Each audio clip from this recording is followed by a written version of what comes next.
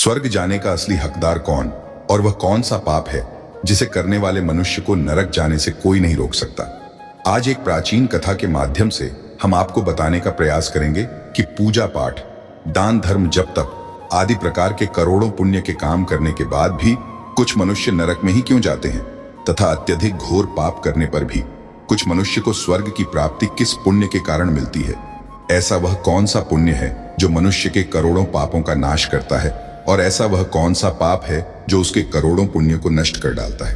तो चलिए दोस्तों, बिना देरी किए शुरू करते हैं। एक समय की बात है, देवर्षि नारद वैकुंठ लोक में जाते हैं और भगवान विष्णु से पूछते हैं, हे प्रभु, कुछ मनुष्य पाप करने पर भी स्वर्ग में क्यों जाते हैं और कुछ मनुष्य को पुण्य करने के बावजूद भी नरक में क्यों जाना पड़ता है। ऐसा वह कौन सा पाप है जो सभी पुण्य को संसार के कल्याण हेतु उत्तम प्रश्न किया है। इसी संदर्भ में आज मैं आपको एक अत्यंत प्राचीन इतिहास सुनाता हूं, जिससे सुनकर आपको आपके सभी प्रश्नों के उत्तर मिल जाएंगे। इसीलिए आप इस कथा को ध्यान से पूरा जरूर सुने। जो भी मनुष्य इस कथा का श्रवण करता है उसके समस्त पापों का नाश होता है। देवर्ष कहते हैं, हे प्रभु, आओ के मुख से इस कथा को सुनना मेरा सौभाग्य है। मैं इस कथा को ध्यान से पूरा अवश्य सुनूंगा और इसका प्रचार करूंगा। भगवान विष्णु कहते हैं, हे देवर्षि, पूर्व काल की बात है, मध्य देश के नष्ट कर डालता है, और वह कौन सा पुण्य है जो समस्त पापों को भस्म कर डालता है। तब भगवान विष्णु कहते हैं, हे देवर्षि, आज आपने एक नगर में एक ही समय पर 5 मनुष्यों की मृत्यु हो जाती है, और वे सभी मृत्यु के पश्चात यमलोक में पहुंच जाते हैं। यमलोक पहुंचने पर वहां का दृश्य देखकर वे सभी हो जाते हैं, उनका अंगांग कांपने लगता है। यमलोक में विशाल कायाकार वाले यमराज सुवर्ण से बने सिंहासन पर विराजमान होते हैं। उनके पास चित्रगुप्त बैठे होते हैं, जिनके पास सभी प्राणियों का लेखा जोखा रखा हुआ है।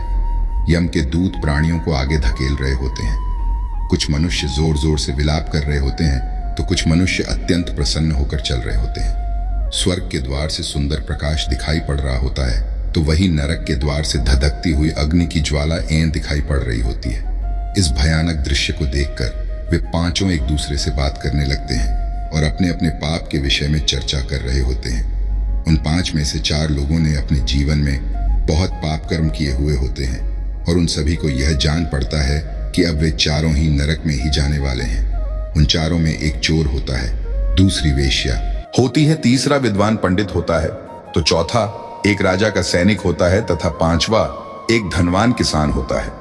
वे पांचों अपने अपने कर्म फलों को भुगतने के लिए तैयार होते हैं। फिर एक एक करके सभी पापी और पुण्य आत्माएं आगे चल रही होती हैं। वे चारों एक दूसरे के पाप कर्मों के बारे में बताने लगते हैं। पहले चोर कहता है, भाई मैं तो पक्का नरक में ही जाऊंगा, क्योंकि मैंने परिवार का पेट पालता था, क्योंकि मुझे कोई काम नहीं देता था। शायद विधाता ने मेरे भाग्य में यही लिखा था, इसीलिए मैं ही हम चारों में सबसे बड़ा पापी हूं। मेरे पाप से मुझे कभी मुक्ति नहीं मिलेगी। ये मैं जानता हूं, पता नहीं मुझे अगला जन्म किस पशु का मिलेगा। यमराज मुझे कौन सा दंड देंगे। उसके बाद वह वेश्या बोलती है, भाई हम चारों में मैं ही सबसे बड़ी पापिनी हूं। मुझसे बड़ा पाप यहां पर किसी ने नहीं किया होगा। जो स्त्री अनेक पुरुषों के साथ संबंध बनाती है, उसे नरक में ही डाला जाता है। यही बहुत बार चोरी की है, दूसरों का धन लू है, दूसरों को तकलीफ दी है, लेकिन ऐसा मैंने मजबूरी में किया था। चोरी करके मैं अपने शास्त्र कहते हैं, इसीलिए मेरा भी नरक में जाना तय है। किंतु मैं शपथ खाकर कहती हूं, मैंने ये पाप जानबूझकर नहीं किए हैं। जब मैं छोटी उम्र की थी, तभी एक दुष्ट व्यक्ति मुझे उठाकर ले गया और जबरदस्ती मुझे वेश्या बना दिया। मैंने ना चाहते हुए भी कई पुरुषों से संबंध बनाए हैं। मेरे पास जीवित रहने के लिए यही एक उपाय बचा था। मैं करती भी तो क्या करती, मेरे पास इतनी शक्ति नहीं थी कि मैं उस दुष्ट पुरुष से लड़ सकूं। पता नहीं किस पाप के कारण मुझे इस जन्म में वेश्या बनना पड़ा, और ना जाने आगे मुझे किस पशु के रूप में जन्म लेना पड़ेगा। मेरे पाप से यह जान पड़ता है कि मैं भी पक्का नरक में ही जाऊंगी।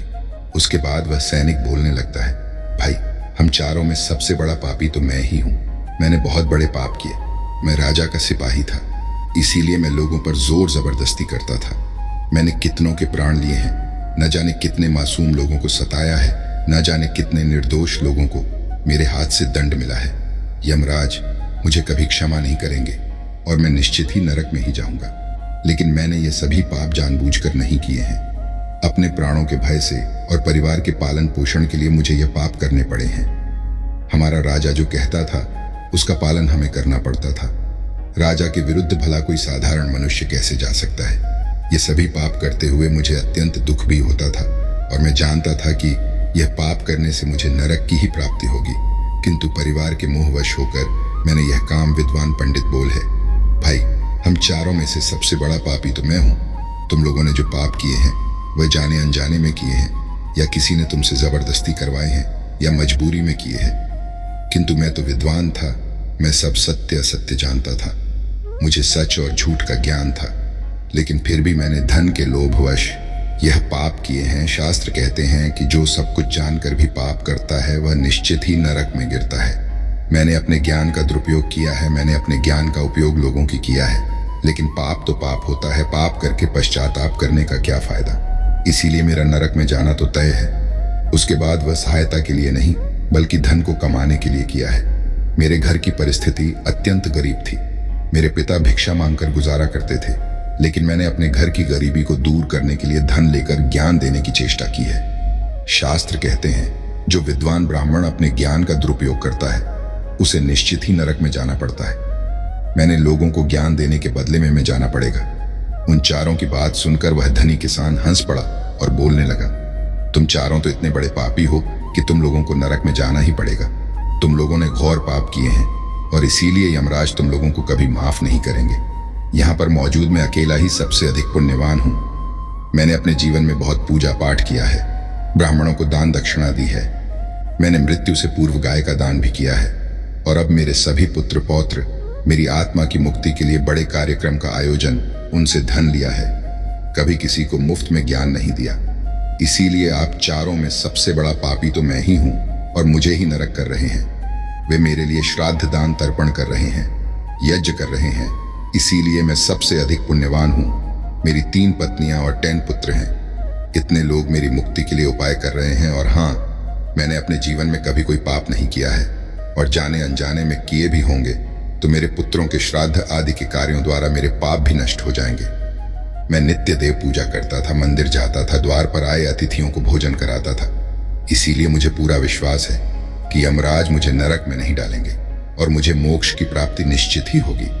फिर वे पांचों धीरे धीरे आगे बढ़ने लगते हैं, और फिर जब उनका समय आता है तो उन पांचों के पाप और पुण्य के कर्मों का मूल्यांकन किया जाता है। सबसे पहले बारी आती है उस चोर की, और फिर चित्रगुप्त उसका लेखा जोखा निकालते हैं। कुछ देर तक विचार करने के बाद, उसके पाप पुण्य का मूल्यांकन करने के बाद यमराज उसे स्वर्ग में जाने के लिए कहते हैं। इस निर्णय को सुनकर चोर आश्चर्य में पड़ जाता है और बड़ी ही प्रसन्नता से वह स्वर्ग के दरवाजे की ओर चला जाता है। दूसरी बारी आती है वेश्या की। चित्रगुप्त उस वेश्या का भी लेखा जोखा निकालते हैं, और कुछ देर तक विचार करने के बाद उसके पाप पुण्य का मूल्यांकन करके यमराज उसे भी स्वर्ग में जाने के लिए कहते हैं। इस विचित्र निर्णय को सुनकर वह वेश्या भी आश्चर्य में पड़ जाती है। उसे यमराज के निर्णय पर विश्वास नहीं होता है और वह बिना कुछ कहे ही बड़ी ही प्रसन्नता के साथ स्वर्ग के द्वार की ओर चली जाती है। फिर तीसरी बारी आती है उस सिपाही की। चित्रगुप्त उसके भी कर्मों का लेखा जोखा निकालते हैं, और कुछ समय विचार करके उसके पाप पुण्य का मूल्यांकन करके यमराज उसे भी स्वर्ग में जाने के लिए कहते हैं। इस निर्णय को सुनकर वह सिपाही भी सोच में पड़ जाता है और बड़ी ही प्रसन्नता के साथ वह स्वर्ग के द्वार की ओर निकल जाता है। फिर चौथी बारी आती है उस विद्वान ब्राह्मण की। चित्रगुप्त उस ब्राह्मण के कर्मों का लेखा जोखा निकालते हैं और कुछ देर तक विचार करते हैं। फिर यमराज उस ब्राह्मण को भी स्वर्ग में जाने के लिए कहते हैं। फिर वह विद्वान ब्राह्मण विचार करता है, मैंने तो पाप किया है, फिर मुझे क्यों स्वर्ग में भेज रहे हैं। फिर वह भी मन ही मन प्रसन्न होकर स्वर्ग के द्वार की ओर चलने लगता है। उन चारों को स्वर्ग में जाता देख वह धनवान किसान बहुत दुखी और क्रोधित हो जाता है। वह सोचने लगता है कि यह कैसा न्याय है, इन पापियों को स्वर्ग जाने का मौका मिल रहा है। फिर मैंने जो पुण्य के काम किए हैं उनका क्या पापी और पुण्यवान एक ही जगह पर डाले जाएंगे, तो पुण्य करने का फायदा ही क्या। फिर उस धनवान किसान को यम के दूत जोर से धकेल देते हैं और कहते हैं, अरे पापी, तू आगे चल, तुझे नरक में डाला जाएगा, यमराज तुझे माफ नहीं करेंगे। यह सुनकर वह धनवान किसान भयभीत हो जाता है और कहने लगता है, हे यमदूतों, मैं तो स्वर्ग में जाऊंगा, मैंने कोई पाप नहीं किया है, मैंने जीवन में बहुत पुण्य किया है, देख लेना यमराज, मुझे स्वर्ग में ही भेजेंगे। फिर वह धनवान किसान यमराज के सामने आकर खड़ा हो जाता है।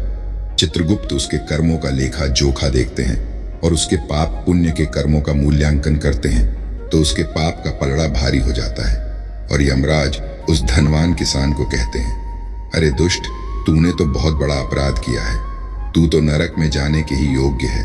इतना सुनते ही वह किसा थर थर कांपने लगता है और यमराज से कहता है, हे धर्मराज, यह अन्याय है। मैंने तो जीवन में कोई पाप नहीं किए हैं और पुण्य ही किए हैं। आप मुझे नरक में क्यों डाल रहे हैं?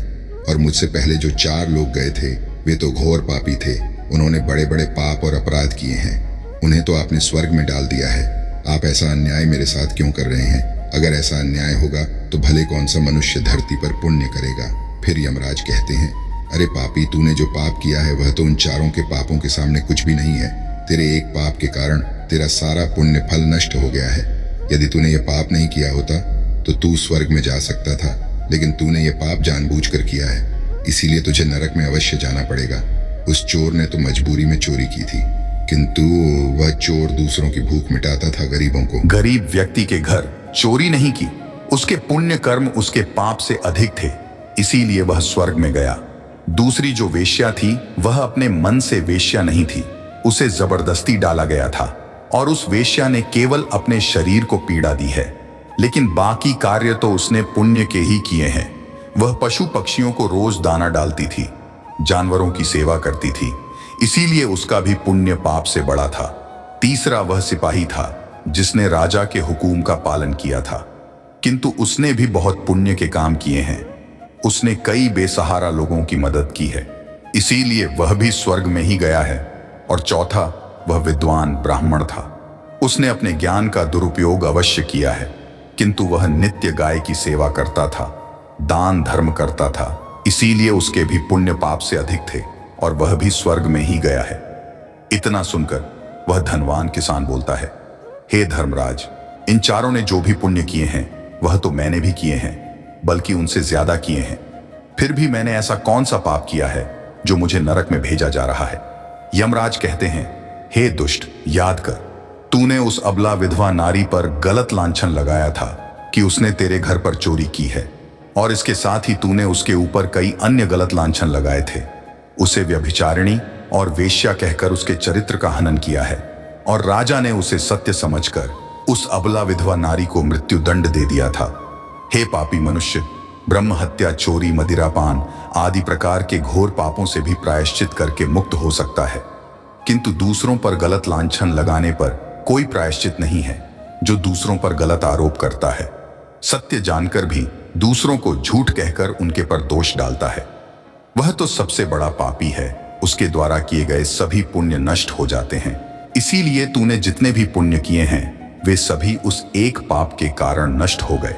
फिर यमराज यमदूतों को कहकर उस पापी किसान को नरक ले जाने के लिए कहते हैं, और वह किसान रोता हुआ विलाप करता हुआ नरक के मार्ग पर चलने लगता है। हे देवर्ष, इस प्रकार से उन 4 ने पाप करके भी उन्हें स्वर्ग की प्राप्ति हुई है, किंतु उस किसान ने जघन्य अपराध किया है, किसी अबला स्त्री पर गलत लांछन करके उसका चरित्र हनन किया है। एक स्त्री सदा ही पूजनीय है, जो भी पुरुष स्त्री पर गलत आरोप करता है उसे महापाप लगता है। कभी किसी स्त्री की दुर्बलता का फायदा नहीं उठाना चाहिए।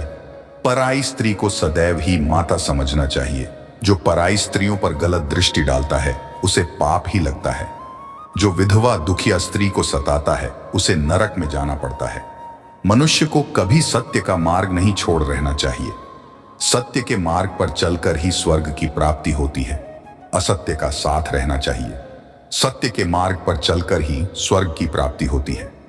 असत्य का साथ देने से मनुष्य के सभी पुण्य भी नष्ट हो जाते हैं। तो दोस्तों, कभी किसी पर गलत आरोप नहीं करना चाहिए। सत्य जानकर भी असत्य का साथ नहीं देना चाहिए। जो दूसरों पर गलत आरोप डालता है उसे यमराज कभी क्षमा नहीं करता है। उम्मीद है आपको यह कथा पसंद आई होगी। वीडियो को लाइक जरूर करें और कमेंट में जय श्री कृष्ण अवश्य लिखें। साथ ही चैनल को सब्सक्राइब करें। आप सभी का धन्यवाद।